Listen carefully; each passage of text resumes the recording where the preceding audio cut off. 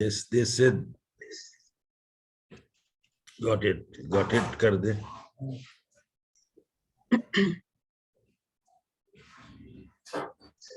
Cursor white कब से हो गया, ब्लैक होना चाहिए.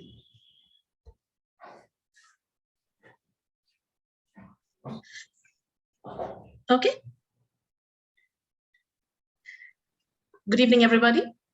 Our chief guest, KK Daruwala, our extremely special chief guest, Smita Agarwal, the poet who's published a book called Speak Woman or Speak Woman, Speak Woman. I don't know. You'll have to tell us.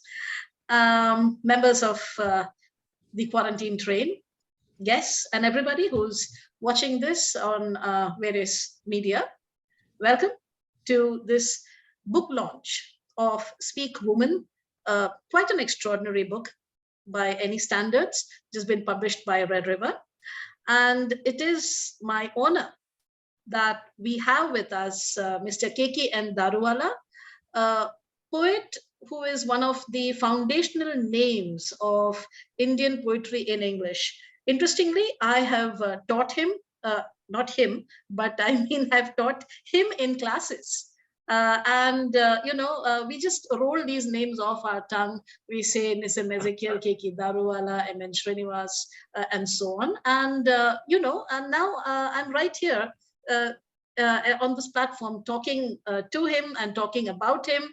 And interestingly, we dole out these essays on Indian poetry in English to the students, but at this point of time, I find myself strangely tongue-tied, and I had to resort to, looking up things that I could say about him. And a lot of people have a lot of opinion about who KK Daruwala is. There's a person who says KK Daruwala, who is essentially a fierce castigator of the socio-political, cultural reality of contemporary India, belongs along with V.S. Naipaul, Chinua Achebe, Wole Soyinka, Octavio Paz, a long set of names that ends with Alexander Solzhenitsyn, to that select band of writers who write with unflinching sincerity about the civilizations they represent.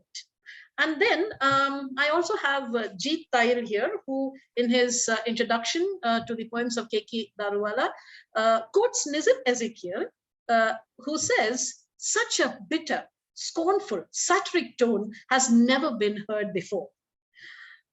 And Jeet says, "It's the tone Daruwala refined over 9 books of poems, 3 of short stories, and a life spent in law enforcement."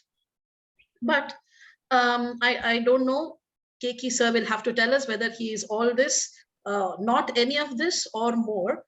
But for me, the defining moment came in 9th standard, when I hadn't heard of KK Daruwala the poet.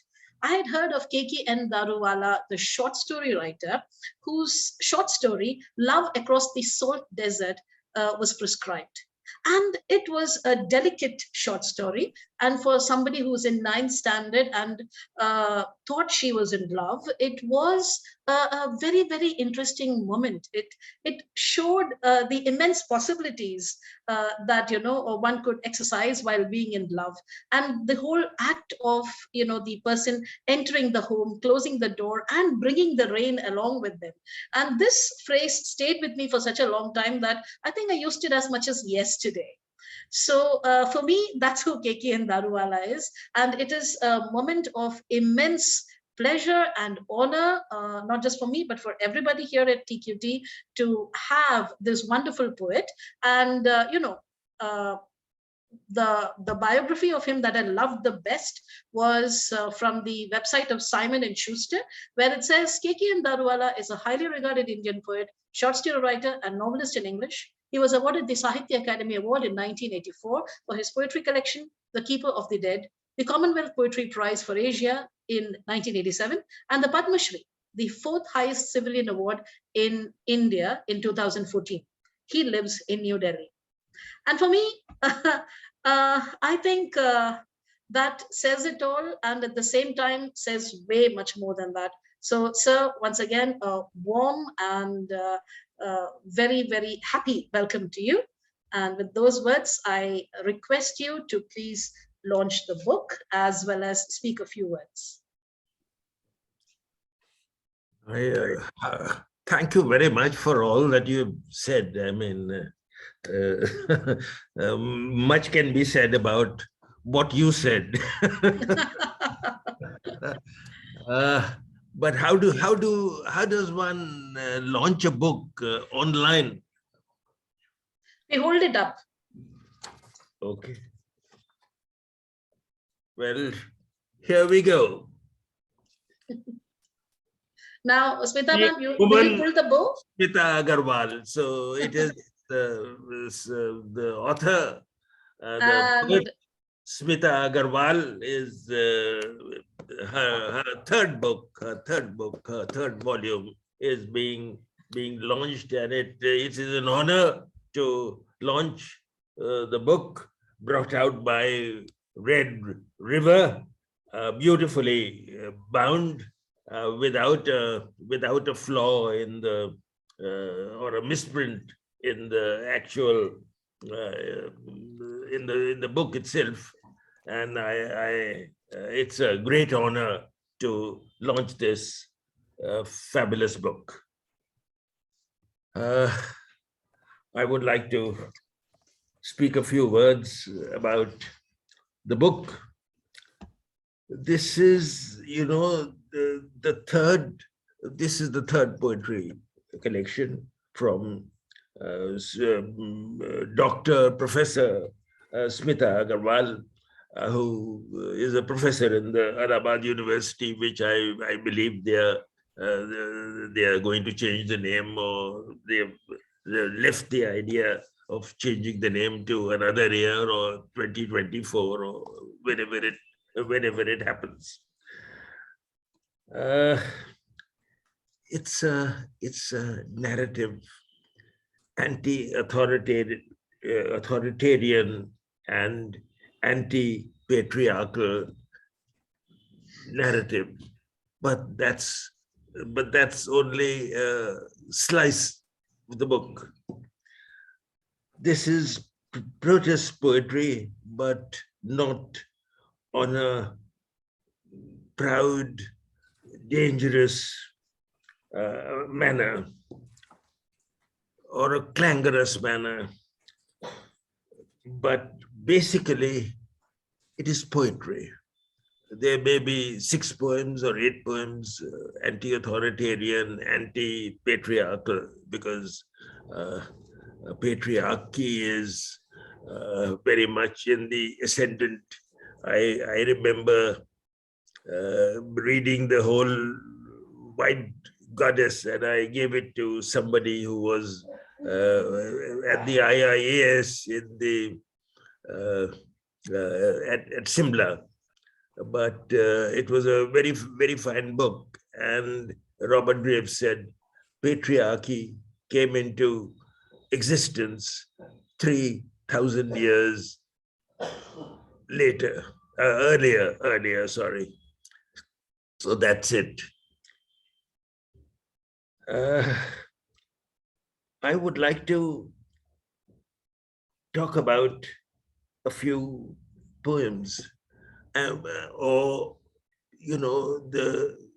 it is not just anti-authoritative.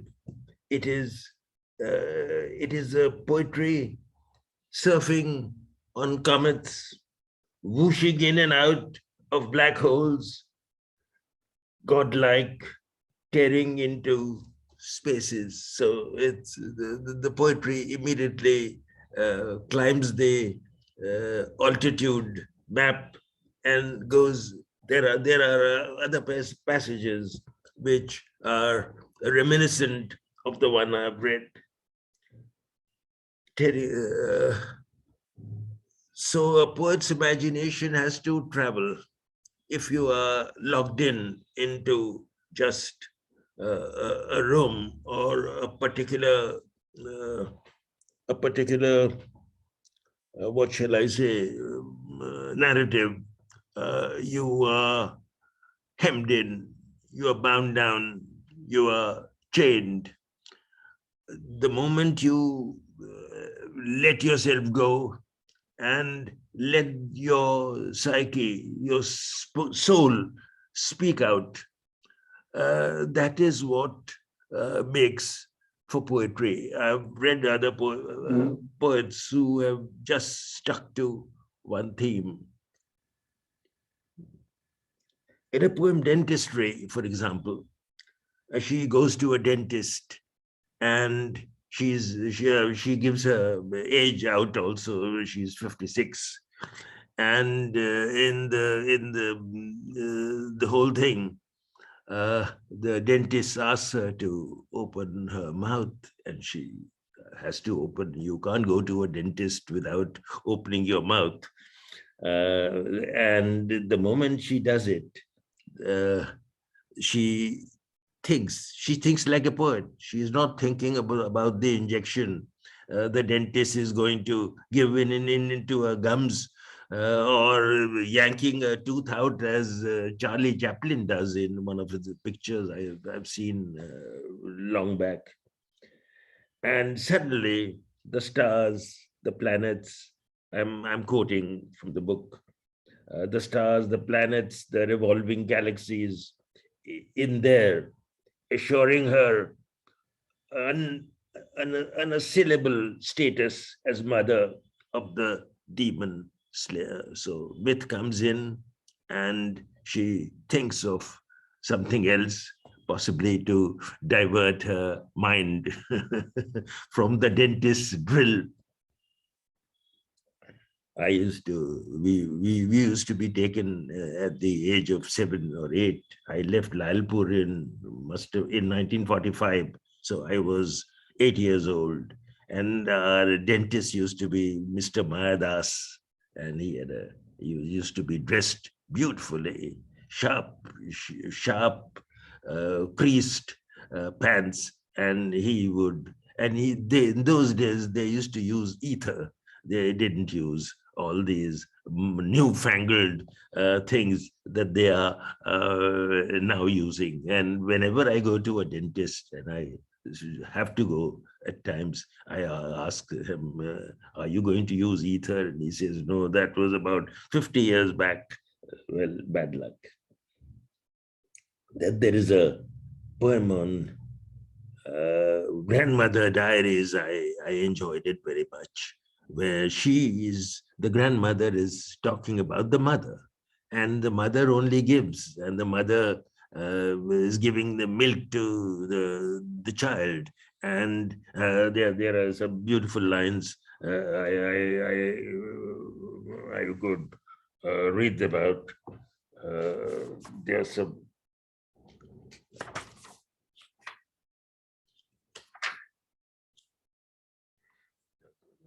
Child, as you squeal, memories of a time I was your mom's age revive. I'm heavy and bovine once again, responding to your urgent call, like a first-time mother laden with the milk of love, anxious to give, and just give.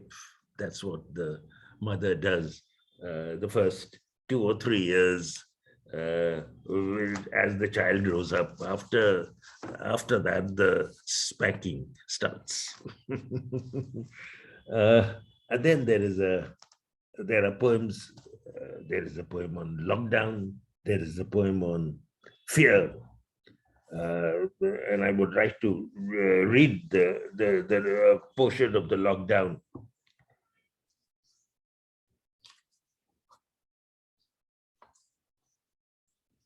Sorry, I'm taking time.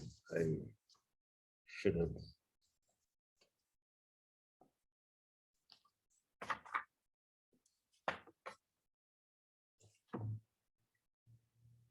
Each night, yes, of course, I remember the poem now. I don't have to read it. And the son thinks of the father and the mother, and the father is he gets drunk and he beats his mother up. And one day he beats her up so badly that she passes away. And the boy just goes into his own shell. And that's the end of the poem. But it is a very graphic and a very moving poem and reminds one of life in the slums, where people get drunk and wife beating starts. Wife beating and poverty, I'm sure sociology professors must have written a lot on that particular theme. And there is a Indian Parliament has to come in. It's a savage poem on the Indian Parliament. I'll just read a very short passage. A set of dentures. I don't think all the parliamentarians are very old and need to go to the dentist, but a set of dentures, teeth no longer alive, unable to bite, chew, or grind, unable to help the body politic, digest, diminishing the country's health. India, a doddery old fool full of bluster, unable to hide the fluster, spitting in its own face because of its loose set of dentures. Well, we are getting a new parliament house, and life is hunky dory, and we are all very happy, aren't we? As Delhi is being broken up, and for a new parliament house and a new vice president's house, and well, for all the dignitaries, I salute them. I always salute dignitaries. I mean, they have to be appointed as dignitaries so that they can be saluted. The first poem is a absolutely remarkable poem, but I'm not going to read from it. I think this is a very fine poem, and a very fine book. The narrative is smooth, and it is a welcome addition to the best in Indian poetry or Indian literature. Congratulations, Professor Smita Agarwal. Thank you very much.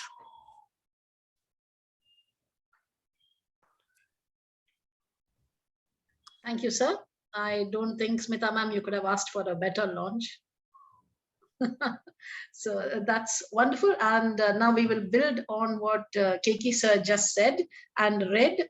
We'll have readings from some of our poets here at TQT. So we will start with Kinjal Sethia, who will be reading some of her selections of Smita ma'am's poems. Kinjal Sethia is a freelance writer, editor who's based in Pune. She is working as a content strategist for a financial tech startup, and her work has been published in the Nether Quarterly, in Borderless Journal, in Samyukta Fiction, and she's also the fiction editor at the Bombay Literary Magazine and the Sawa Literary Review. She's the books editor there, and she is part of the writing collectives such as, well, the TQT and the Pune Writers Group. So, Kinjal, over to you. Sweet.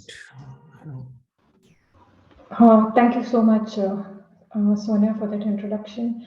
Thank you, the quarantine train, for giving me this opportunity. And slightly overwhelmed because I realize I'm in the presence of giants, and truly inspired by this. I would also like to give out a salute to my TQT captain, for whom I'm filling in today. That's a very rare opportunity for every disciple, and I'm humbled by that. Smitaji, I'm always inspired by your graciousness and gracefulness, and that is true as much about you as it is about the poem on this page. So, thank you. I'm going to read out Parrot, a mother to her newly married daughter. This parrot of yours has an appetite, fleeting from tree to tree, pecking at, nibbling ripe fruit, leaving them mostly ruined. Put it in a gilded cage. Feed it green chilies. Each day, remember to refresh the water in its bowl. Teach it to call out your name, only your name. over and over again. Uh, do I have the permission to read one more poem? I like afterwards a lot. I will not be able to spell out very clearly why, but I'll just read it. To empty out the heart like the bag of a vacuum cleaner, vigorously shaking loose dust and debris of memory. You who sweep down on Meera like Krishna, so taken up, she forgot to brush her teeth, comb out her hair. She lived in her head, in a landscape where fantasy blew in gusts of love, aromatic. A good place to be in, once in your life, for a short while. Jetting out into outer space, riding roller coasters out there among the stars, surfing on comets, whooshing in and out of black holes, godlike, tearing into spaces where angels fear to tread. Thank you so much.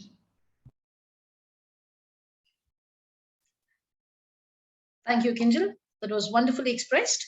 And now we will have Mandakini Pachori, who is a poet and creative non-fiction writer who is of Indian origin but lives at the edge of the Viennese forest, like the woman in Scarlet Letter, Hester Prynne. Yes, but anyway, she predominantly writes in English, but also writes occasionally in German and Hindi. And she's been published across a number of publications, Words and Worlds magazine, World Literature Today, Burfroa Journal, Setu, and right now she's working on a mixed media kind of book of poetry and photography, and also she's in literary correspondence in collaboration with other artists and writers, and she is a digital pioneer and technology consultant in design strategies. She is also a yoga and meditation teacher and women's activist. I don't know what else is left, but she's that, and also the ideations team head at TQT. So she will be enthralling us with her poems, her readings of Smita ma'am's poems. Thanks, Sonia, for that rather comprehensive readout. Yes, as you grow, you have to put on many skins. So you do many different things. And I think that's true of many women. We become so many different things. Our avatars, our manifestations, our many hands, as goddesses do. What I really loved about this book is that Smita ma'am, you know, in feminism, we talk about consent. And what I found beautiful was a refusal to be strict, chaste, chastening, but also just a kind of joyful, life-affirming voice. And that is just so beautiful and refreshing. And so I'm particularly happy to be able to read these few poems. So I'd like to start with a poem that is only ostensibly simple. It's called In Verse. I don't quite understand why we feminists at all bother to holler at the authority of the phallus. Poor creature that must, like the puffer fish, swell to soon face the vanquishment of deflation. Better the breasts that inflate and remain thus, balls, arcs, twin crescents, or seagulls' wings, and the cunt, a forested cave, muscular, moist, susurrating.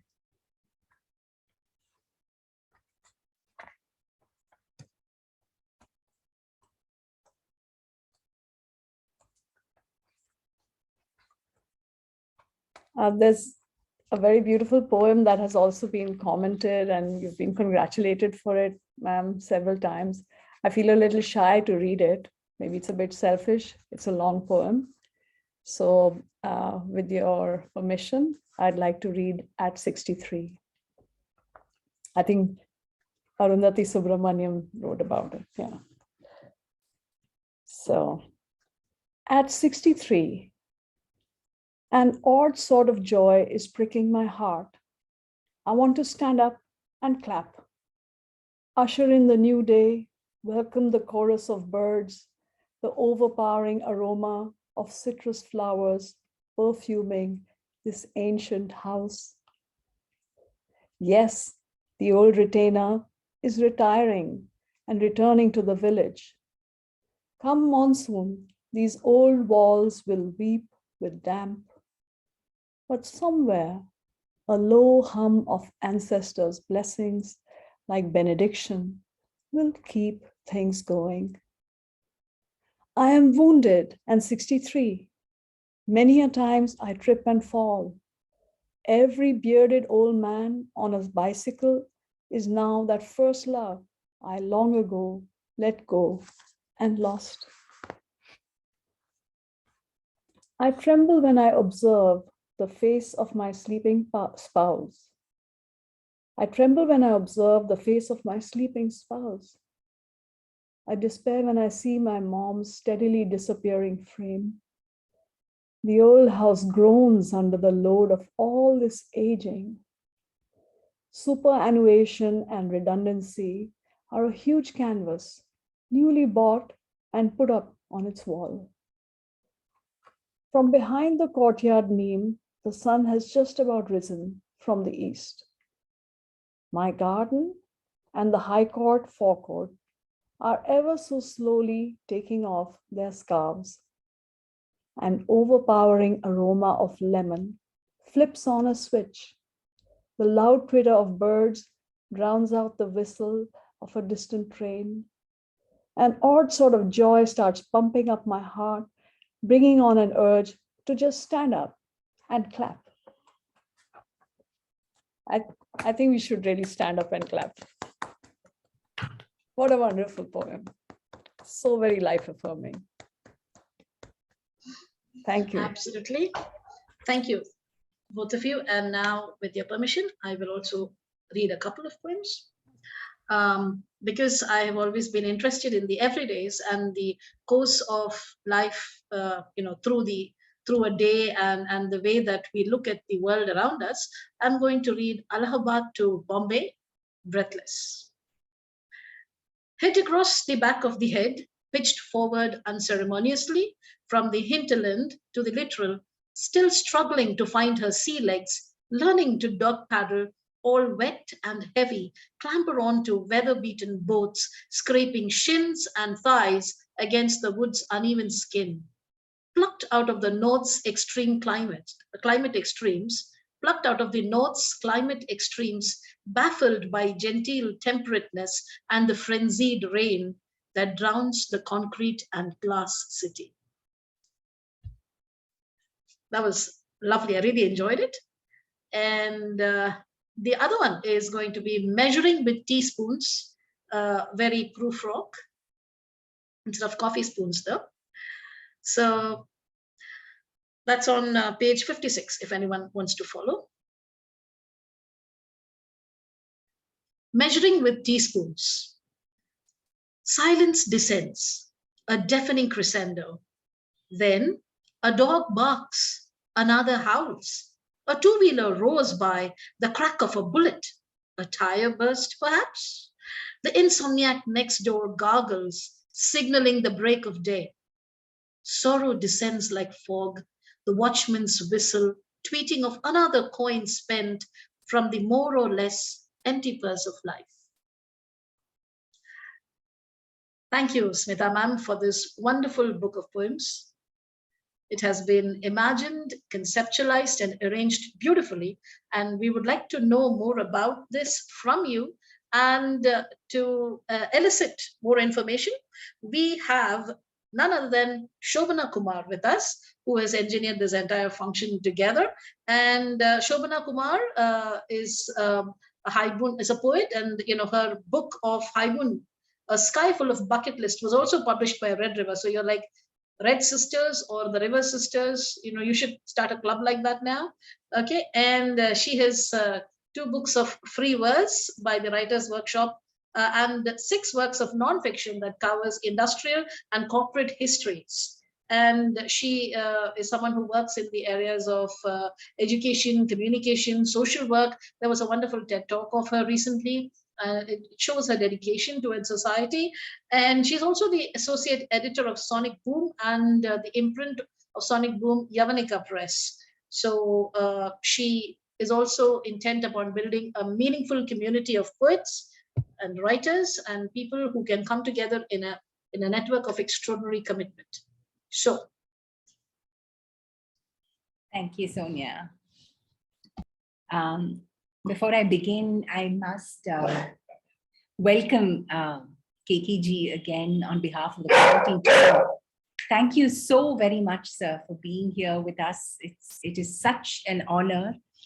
Yesterday, during our conversation with him, we talked, I'm sorry, I think even my dog is excited at Smita ma'am's book launch. Just give me a minute. He knows I'm a dog lover. He or she, whatever.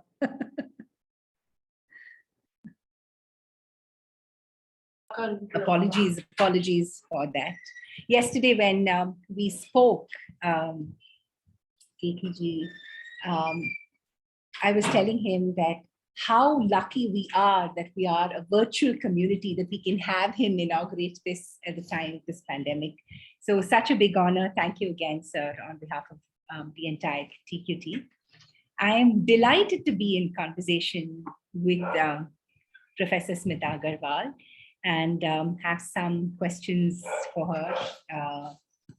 One of the first things that strikes me about this book as a woman is how hard we all try to get to that phase in our lives where we can be completely unapologetic.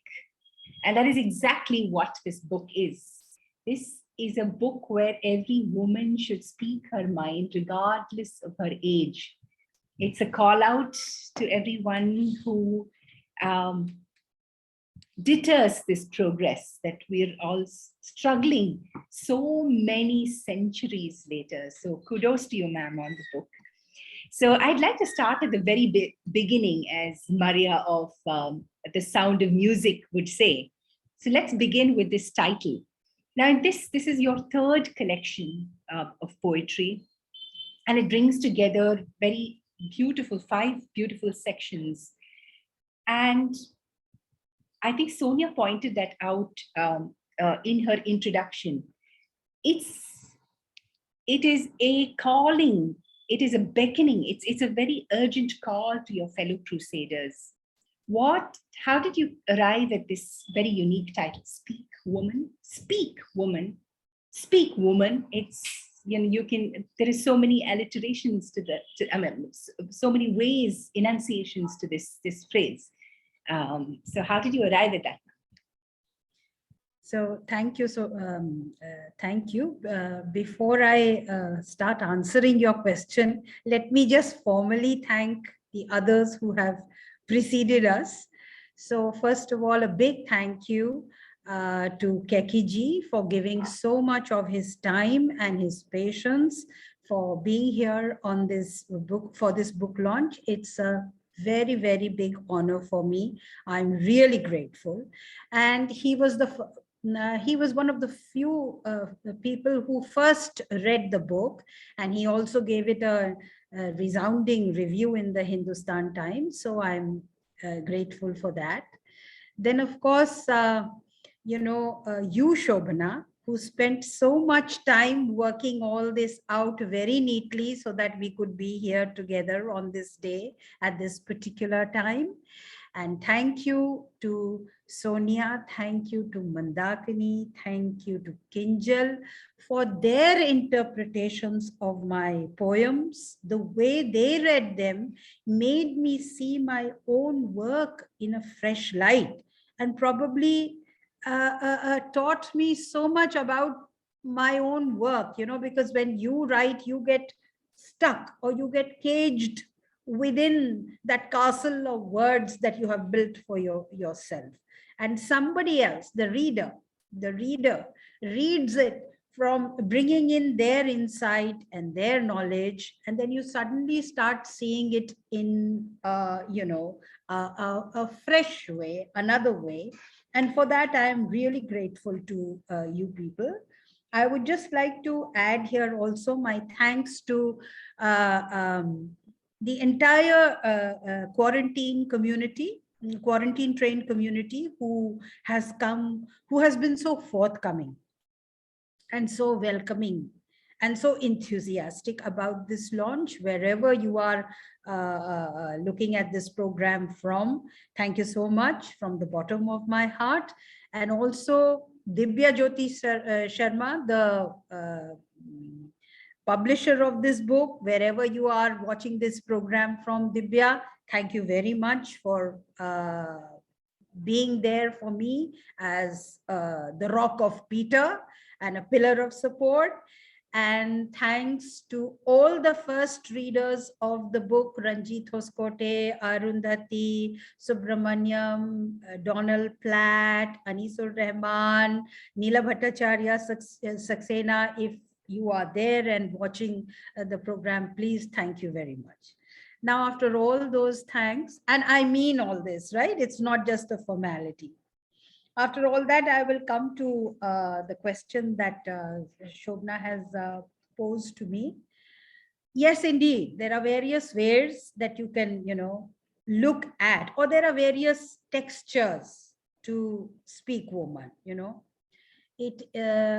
but basically, I think what I'm trying to say is it's basically as if woman speak is a language. Woman speak, as if it's a language. Probably that is what was at the back of my head. It's probably, the title is probably a pun on that woman speak.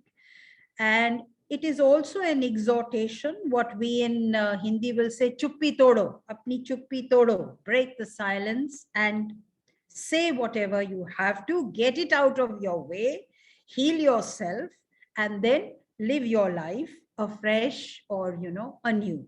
So that is also a connotation there. However, what I need to share with you people today is that that was not the title that I chose. The title that I had at the back of my mind for the book was The Rapist at My Door. Now, when the visuals, when the illustrations started coming in for the, and all the first readers like Arundhati and Ranjit, Neela, Anisur, Donald Platt, they must have, they read it as The Rapist at My Door. They read it like that. But I was very certain in my mind that I wanted illustrations in the book. So when the first illustrations of The Rapist at My Door started coming in, somehow I was not very satisfied with those visuals. Those visuals appeared to me, very crude, as if the right objective correlative couldn't be found for the illustration or the visual required for the title, The Rapist at My Door. So then I was in a quandary. I was in a dilemma because I didn't know what to do. I was not liking those illustrations, and yet I wanted illustrations in my book. And so then I thought I should now, run this by people who are reading it. So I sent mails to various people. I sent mails to Ranjit and Arundhati and all, and they got back very soon. And for this, then I should thank Divya. He just suggested that why don't you just, give yourself some time and think about Speak Woman. The first, the title that you have chosen for the first section of your book, give that a thought, and I'll send you some illustrations around that, and let's see what works out better. So eventually it was that, and that's how we hit upon Speak Woman, and that's how the title originated. So let me tell you that it was probably a combined effort of the first readers as well as the editor publisher and of course the author of the book. And this is how books are made. We feel that it's the author that is the controlling force, and this is the way it's going to happen, but it's never like that. In most cases of writing, there are layers and layers, there are inputs, and that's how a good work of creativity comes about. Yeah. So. Thank you very much for putting that into perspective, ma'am. We have a lot of younger members here who are working on manuscripts. And it's always interesting to find out the journey of how a book arrives. And this beautiful synchronous work between writer and publisher is often not spoken about. So thank you very much for speaking about it. I'll go to my next question now, which is, when you read the book in order, you see that it traverses age, both of woman and of time. And it does so in a manner that's very thought-provoking and resting. In Guru Mantra, for instance, your very first poem, you begin with a voice of a student. And then you go to afterward where you draw from mythology. And then there's 56 you at 56 in dentistry. And then you move on to the daughter at Raksha Bandhan. So when you look carefully at it, there is this voice that traverses many lifetimes. It goes back and forth. So very interesting to listen to how this culminated, this voice across many lifetimes culminated. And I'd also request you to please read to the daughter at Raksha Bandhan, because for those of you, I put it up when ma'am reads it. The spacing of the poem on the book makes for very interesting reading.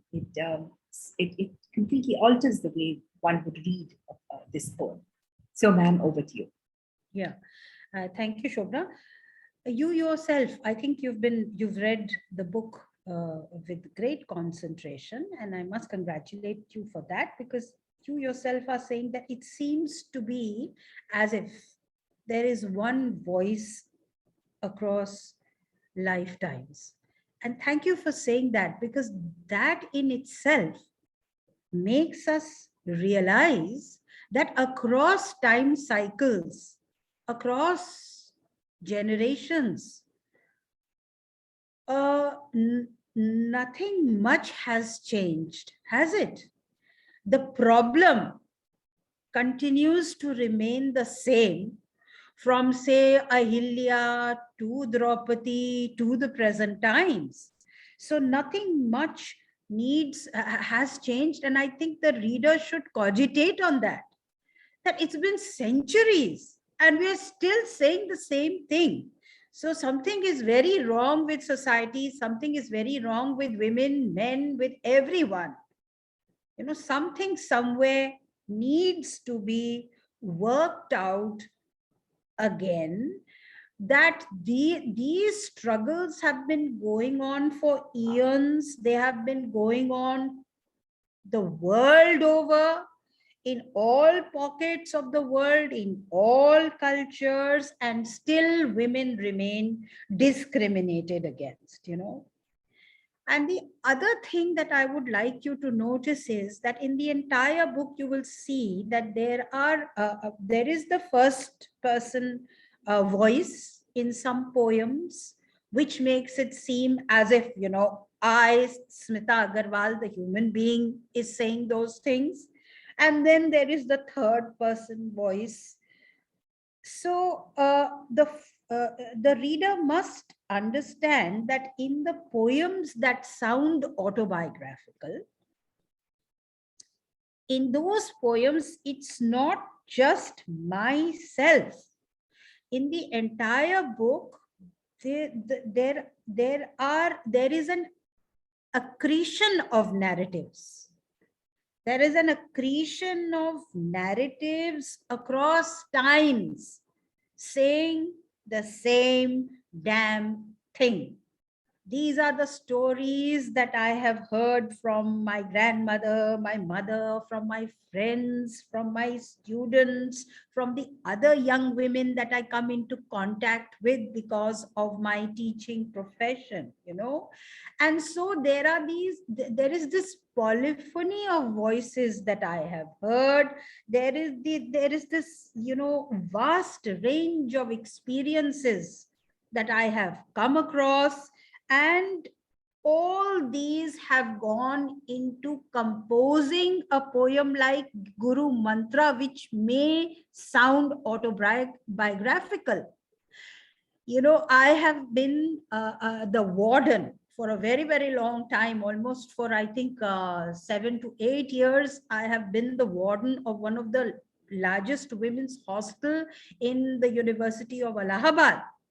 And even till 2 years ago, I was hearing the story that I have, you know, vivified for you people in the first poem, Guru Mantra. There is a music department. There are these things happening even now. Sometimes the university has taken stern action and removed that person from the faculty altogether, you know, because now laws have changed. We have these sexual harassment committees and all that. But that story, which seems to be mine 40 years ago, is still happening now.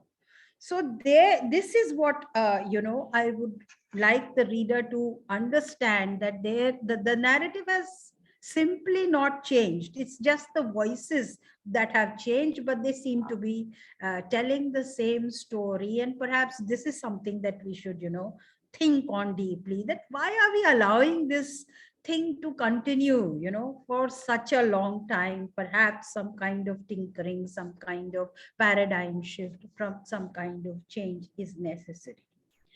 Now, coming to your poem, To a Daughter at Raksha Bandhan. I didn't have a daughter until I got my daughter-in-law, you see. And till then, of course, there were the other, you know, daughters that I have, which I had, which were my girl students. So I was very deeply connected with what the problems that young females, young women face on a daily basis.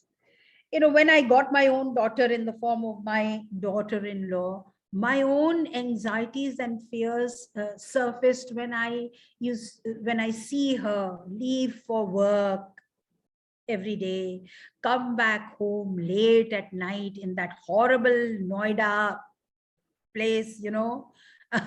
She's coming back late, she's taken a taxi, sometimes she's taken the metro, and all those fears and anxieties, you know, were welling up inside me, and perhaps making me think that how would I address my own daughter? What are the strengths I would counsel her about, you know? So probably that is the basis of this poem, To a Daughter on Raksha Bandhan. And Kekiji has not liked it very much. He has said in his review that she's giving a lecture, she's moralizing. But that's all right. Every reader has to have his or her view, and whatever Kekiji says, I concentrate on that, because I know that that is going to make me improve in my next book. So for him, I am a student. So, To a Daughter on Raksha Bandhan. Let's tweak this around this Raksha Bandhan. Recall how Kunti had to dispossess herself of a son. Sita walk into fire despite all the wrists adorned with sacred thread.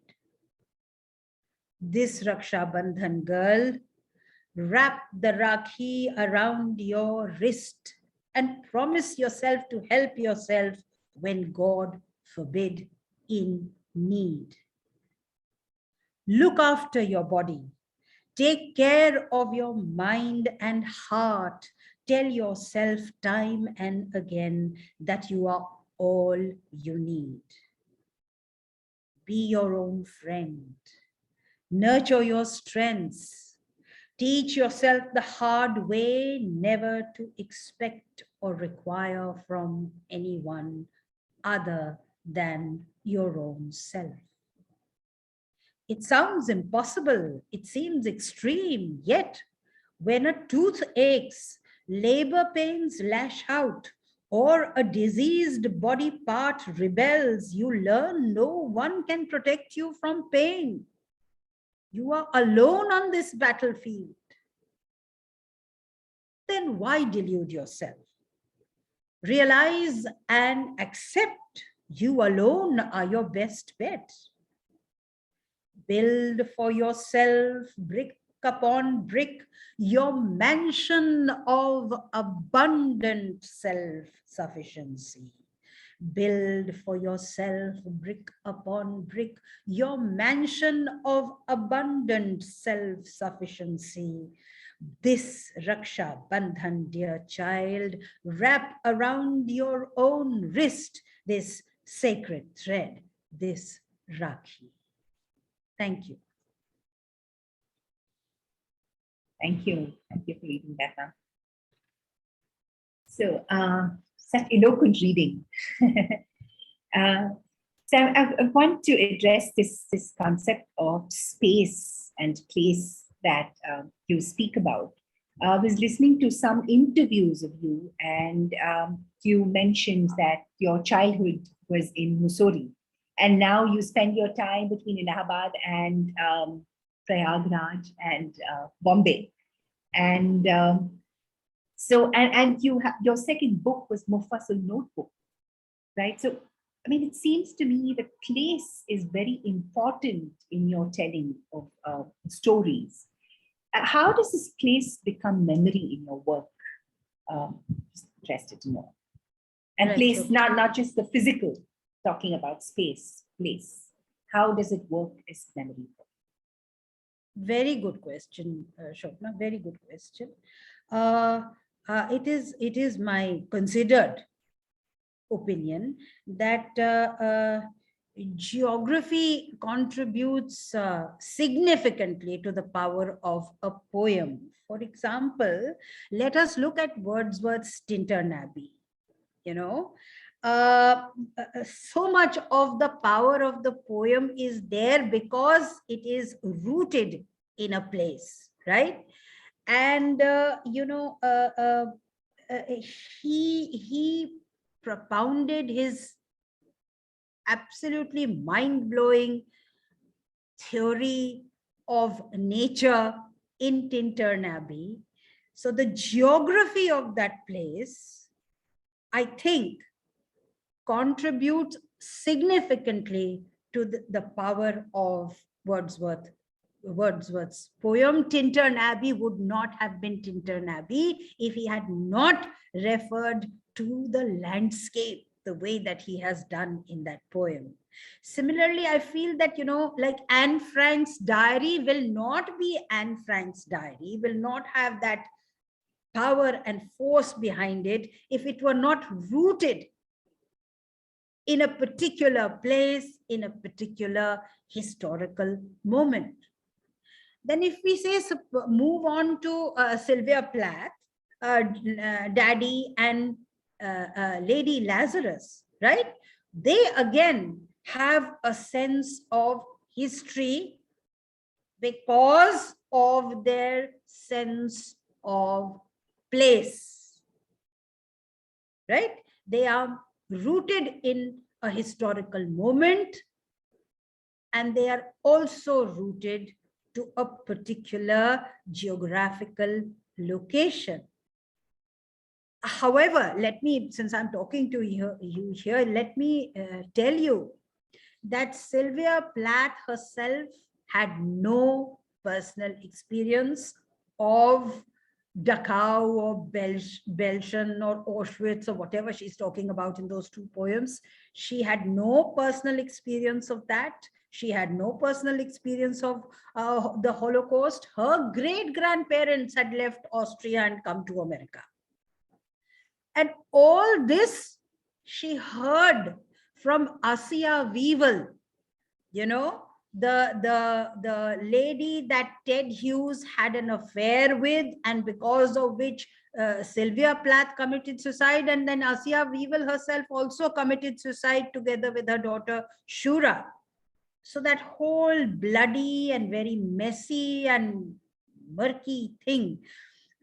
Anyway, so what I'm trying to say is that Sylvia Plath herself had no idea, yet the power of those two poems is there because of the geography that they keep on, you know, referring to.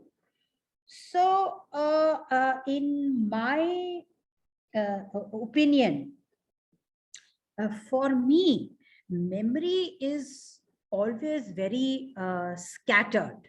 It's very amorphous. You know, I may have the memory of a particular smell. I may have the memory of a particular touch. I may have the memory of a sound. But all this is memory and an emotion. Now, both things are intangible. How do you concretize these? And I think when I pin that memory to a place, it gives me a defining structure.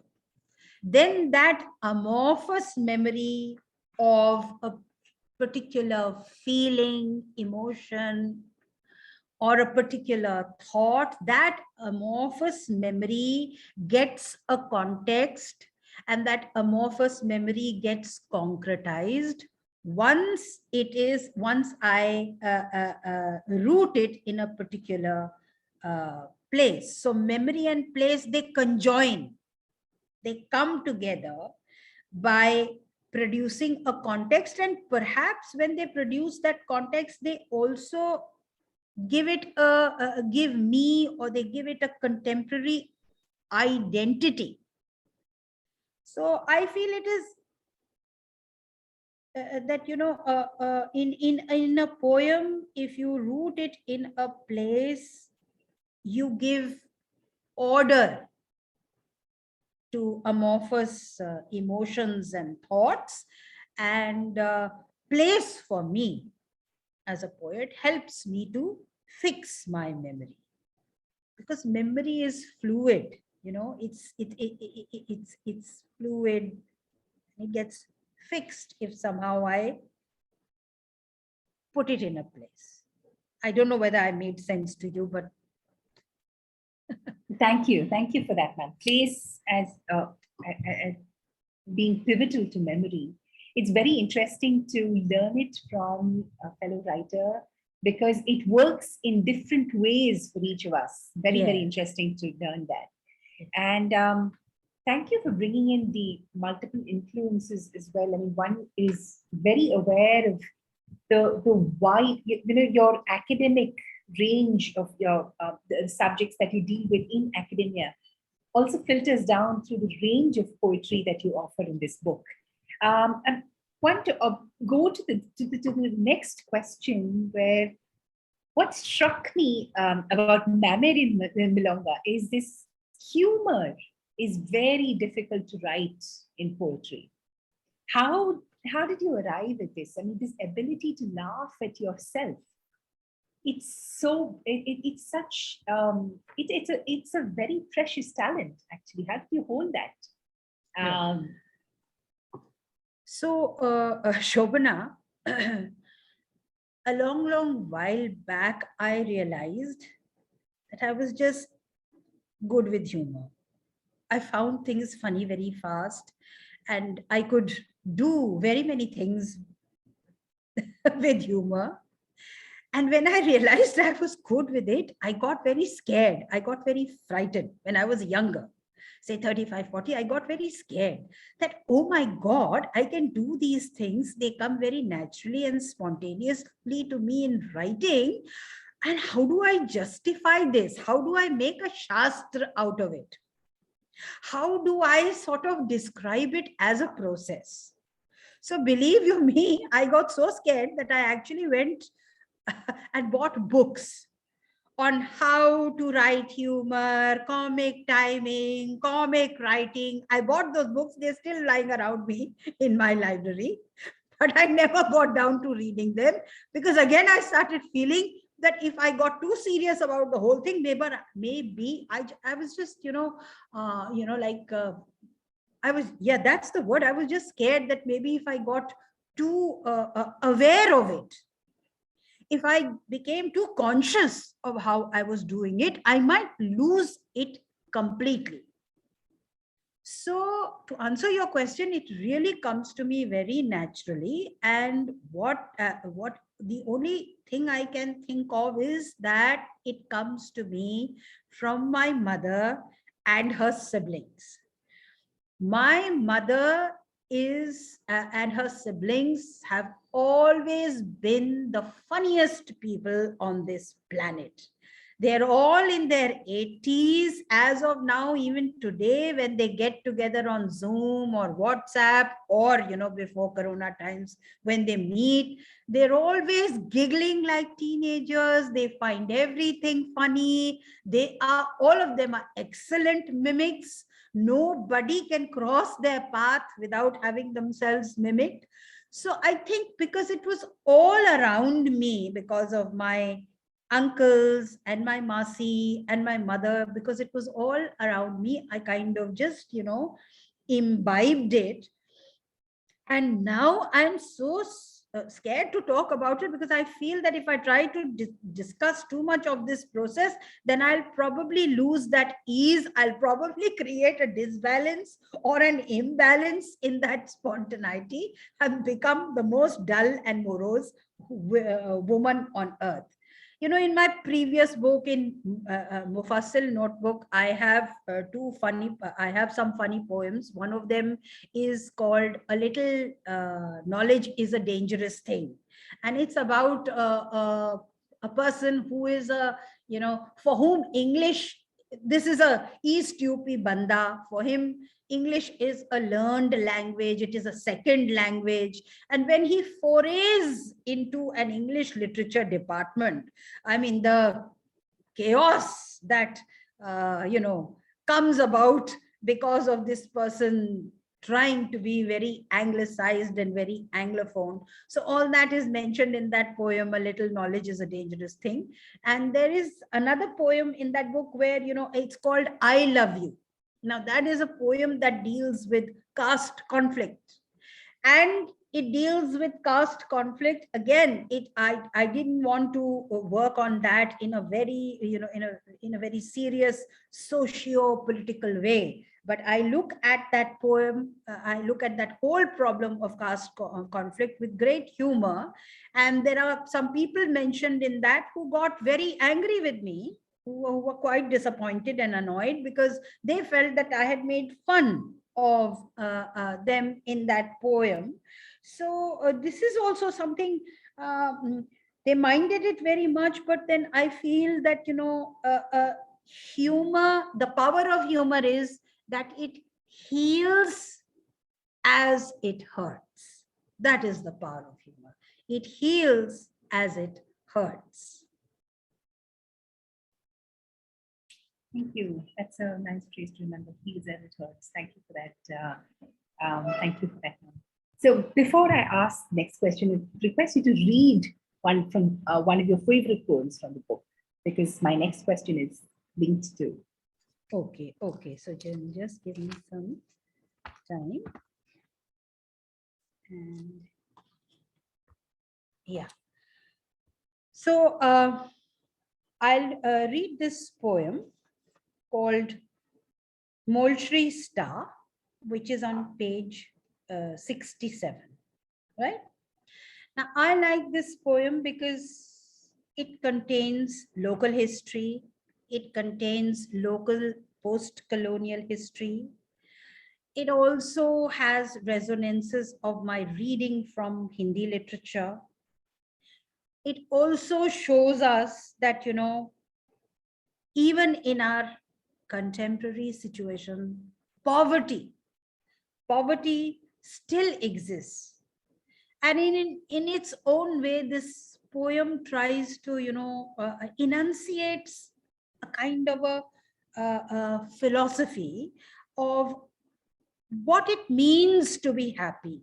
What is it that makes us happy? How does happiness come about? What brings on happiness for different kind of people? So I feel history, my own reading of other literatures, as well as this, some kind of a philosophical investigation have gone into the making of Molchri Star. Now, before I start reading the poem, it's located again, that place about the importance of place. It's located in the Chandrasekhar Azad Park of Allahabad, which is a huge public park, like Cubbon Park in Bangalore and things like that. It's a huge public park, and previously it was called Company Bagh. Why? Because during 1857, the area where this park is, there were several villages here who rose up in rebellion against the British, and they really gave them a bad time in 1857. Then it was Colonel Neil who came from, who brought in reinforcements from Lucknow, and he decimated these villages. People were killed in cartloads, bodies were taken off from this area and just thrown into the river or hung from trees to scare the daylights out of people who would dare to rise up against the British. So that is the, and they completely, erased those villages, and they built a park over that, and they called it Company Bagh. Then during our independence struggle, Chandrasekhar Azad, he threw a bomb at a British officer, and he then ran from there, and he took refuge under a mulberry tree. It is said that he took refuge under a mulberry tree in this park. Even as of today, we have his statue there commemorating his memory and his great sacrifice for the freedom struggle. So he took refuge under the mulberry tree, and he shot himself here when he saw that the British had surrounded him and he would be taken captive. So there is this whole patriotic fervor also attached to this particular park. And just beyond the boundary wall of this park, we have many people, potters and painters and idol makers, IDOL, idol makers, living in, those polythene tents that they have constructed for themselves. And their children play about on the street because they're not allowed inside the park. So they play on the street. And each day that I'm passing, going to the university, I see these children playing. And that's how this poem came about. So Molchri Star. And the Molchri has small white star-shaped flowers. Little fallen star, fallen little star, fallen at nightfall, nightfall, fallen star. Rusting on the edges, you put a smile back on faces. Children living by the park, children on the street, street children living by the park, playing by the street. Street children, mindless of lack, mindful of you, gathering fallen stars in play, mimicking emperor and priest. Little fallen star, Makhan Lal's fallen at nightfall star, though fallen and touched by decay, still able to relay a shock of joy to passers-by, a shock of joy to passers-by, and to little children who play mindful of you, unmindful of lack. Thank you. Lovely, lovely. Which brings me to my penultimate question. This oral quality that we all work so hard to fit in as poets. I want to ask you, you've had a rich tradition of training in music, in traditional Hindustani music, and you've learned classical music for a long time. So you're an artist in two different ways. A poet, you've also done work in nonfiction, and then you have this rich classical music training. And if one reads through this work, you can see elements of the Navarasas coming. So I want to ask you, how does how does music and poetry work for you? How do these two different genres meld into your creativity? And how do you work with oral quality in your work, in your poems? So again, that is very insightful.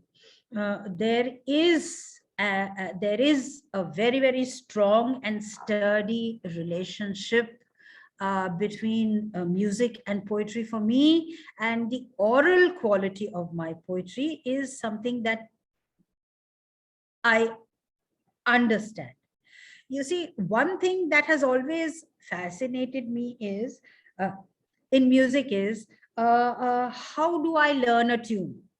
Even as a child, I used to pick up a tune very fast. The complexities of the tune could come later, that this is where you'll, make your voice tremble. This is where you'll go a little higher. This is where you'll take a dive. All those would come later. But the basic structure of the tune, just listening to that tune twice, and it would be there in my mind. And I used to always try to understand for myself, how am I learning this? How am I learning this so fast, right? Nobody is sitting there and saying that these are the notes. I did not know notation at that time.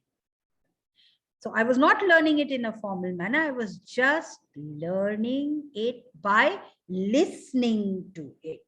So, that's how I learn a tune. I'm listening, and by listening, that oral connection is strengthened, and by listening, those oral and oral networks are ignited for me, and things start falling into place. And because poetry is rhythm, therefore I feel that poetry is music, because that consciousness of often the first line comes to me as a kind of a rhythm. Knock, knock, tick, tick, tap, tap, something like that happens. And that gets stuck in my mind. That starts irritating me. And then the words start falling into place. So very often, I never struggle with the first draft of the poem. The first draft comes by the grace of God, by the grace of Goddess Saraswati or whoever is responsible for that. I never struggle with the first draft. That comes. And then, of course, I may sit on a poem for years, tinkering here, there, waiting for a fresh phase of fresh word. So, yes, I agree with you that perhaps my training in music or my connection with music has strengthened the oral and oral networks in my writing. Yeah. Thank you very much, ma'am. I'd like to open this out for questions from the audience, from the people who are here. Any of you would you like to unmute yourselves or put it in the chat box?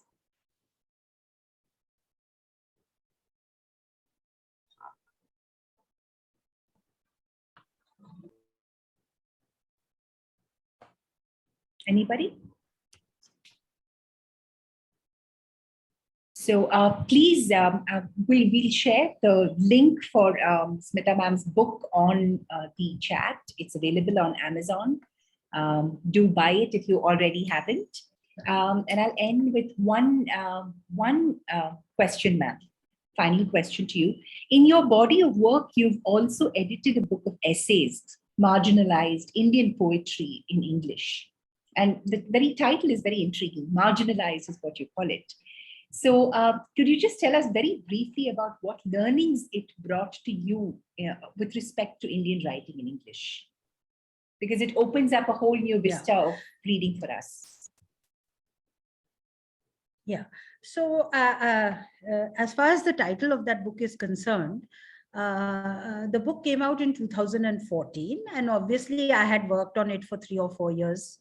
So during that time, you know, Indian fiction, Indian writing in English, fiction had overtaken the world's consciousness. It was all over, you know, Rushdie, Arundhati Roy, Vikram Seth, all these were great names all over the world. They were being translated, and nobody was talking about our poets. Nobody was talking about all the work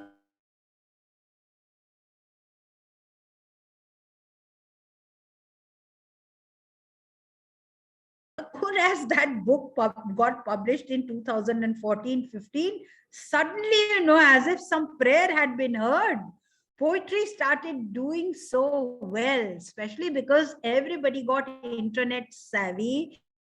There were, you know, the restrictions or the constrictions that were there because of non-availability of printed sites for poetry, non-availability of publication avenues for poetry. All that was overtaken by this huge space called the internet, and poetry has started doing so well today. So that is why, so long back as that, when I was working on that book, I felt that poetry had been marginalized. And I thought that if I had a collection of essays on various poets, Kekiji also has a chapter to himself on that book, in that book. So I thought if that kind of a book came out for students and researchers, it would be good to see the grand effort that had been put into this whole narrative of Indian poetry in English. But far more stronger than that,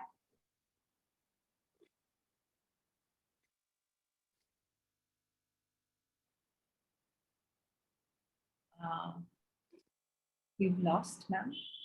Ma'am, I think your video went off for a, you're muted, ma'am. yeah, so far more stronger than that was my own urge to find out where I was coming from. You know, as a child, you're writing poetry for, hello, can you hear me? Hello, can you hear me? Yes, yes, we can. Hello. Please go. Please go on, ma'am. Yeah. We can So hear. as a child, you're writing poetry for school magazines, then you're writing poetry for college magazines, you don't think. But in music, you have gharanas. So I thought in music, they have gharanas. This is Jaipur Atroli gharana. This is Gwalior gharana. This is what the hell is my gharana in poetry? I wanted to find out where I was coming from. And so I thought that if I worked on this in an academic, scholarly manner, then that would help me give, get an insight into the history and where I would place myself in this stream of Indian poetry in English. So that was also a very, very strong feeling or urge that occurred to me at, say, the age of 40 or something, because I wanted to belong to a tradition. I wanted to belong to a gharana. And so I thought, why not study it? So in the process of doing this book, I was able to figure out the channel, the stream of Anglophone poetry in India. And I think it was a question of identity.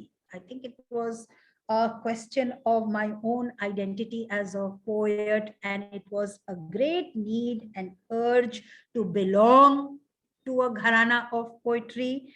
And I must say that it was a very big learning experience for me. Putting that edited volume together was a very big learning experience to me, and it was also spiritually a very satisfying experience for me. Thank you very much for that, ma'am. Thank you. I think that's a very high note to close on. I think you can't deny this popular request from all of us to close this with some fabulous singing from you, if we may ask you.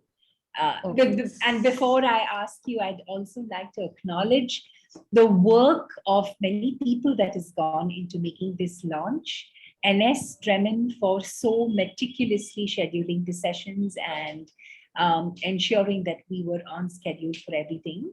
Soni Somarajan, our creative director extraordinaire, for putting out the creatives in record time. Shivakami ma'am for always being our guiding star in TQT and for inspiring us always. And Sonia, Mandakini and Kinjal, thank you so much for your presence today.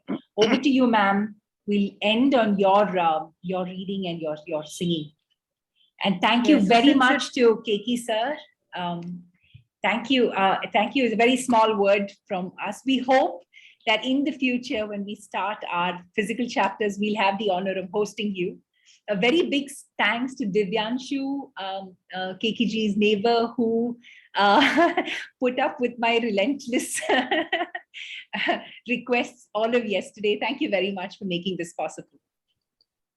Over to you, ma'am. It's your day. End it the way you want to. So, Shobna, I can't be quiet about this because you'd already told me that you all were going to ask me to sing. So that's it. And before I begin again, yes, I forgot to thank Sony for the creatives. I forgot to thank Anis, Shivakami, and of course, Divyanshu. Thank you so much, so much, so much for making this launch a success. It could not have happened without your help in the matter and for your patience and your time in the matter. So I'll sing a little bit, and as you will see, I'll sing from the epigraph to this volume, Speak Woman. All my poetry volumes have an epigraph, an Urdu couplet that sort of, says something about life. So like the other two books, this also has a couplet from Firak Gorakhpuri. It is from his book Gule Nagma, which was published in 1969 and which won him the Gyanpith Award. So the couplet that I have used, I'll sing it out for you. It might be a little boring, but then just bear with me.